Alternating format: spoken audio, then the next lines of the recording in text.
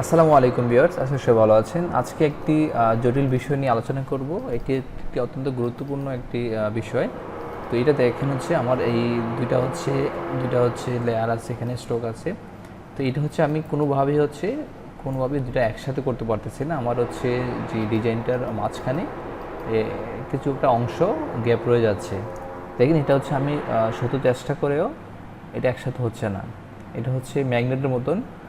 আপনাকে এটা মানে এইটার কাছে আমি যাইতেই পারতেছি না, এটা এখান থেকে মানে দূরে ঠেলে দিচ্ছে।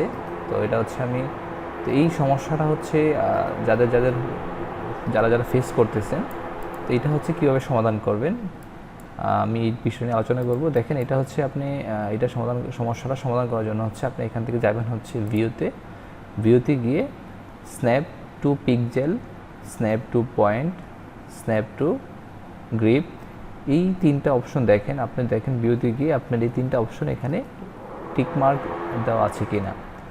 যদি হচ্ছে টিক মার্ক দেওয়া থাকে, এখান থেকে জাস্ট হচ্ছে আপনি এই টিক মার্কগুলো উঠাই দেবেন। ভিউতে যাবেন, আমি স্ন্যাপ টু পিকজেলের টিক মার্কটা উঠাই দেবেন, এখানে স্ন্যাপ টু পয়েন্ট এটার টিক মার্কটা উঠাই দিবেন।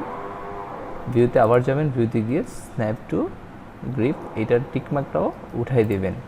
এখন দেখেন আমার এটা হচ্ছে আমি যে কাজটা করতে চাচ্ছিলাম সে কাজটা এখন করতে পারতেছি কিনা। দেখেন এখন কিন্তু আমি কাজটা খুব সহজে করে ফেলতে পারতেছি। দেখেন এটা খুব সহজে আমার এখানে অ্যাডজাস্ট হয়ে গেছে। আমি এটার অ্যাঙ্করের সাথে অ্যাঙ্করটা খুব সুন্দরভাবে মিলিয়ে নিতে পারছি। তো যখন হচ্ছে আপনার এইটা হচ্ছে, যখন এই তিনটা জিনিস যেমন snap to grip, snap to point, snap to pixel, এই তিনটা জিনিস যখন হচ্ছে আপনার টিকমার দেওয়া থাকবে, তখন আপনি এটার ধারে কাছেও যাইতে পারবেন না। দেখেন আমি সব চেষ্টা করে কী করতে পারতেছি না, এটা দুইটা একসাথে করতে পারতেছি না।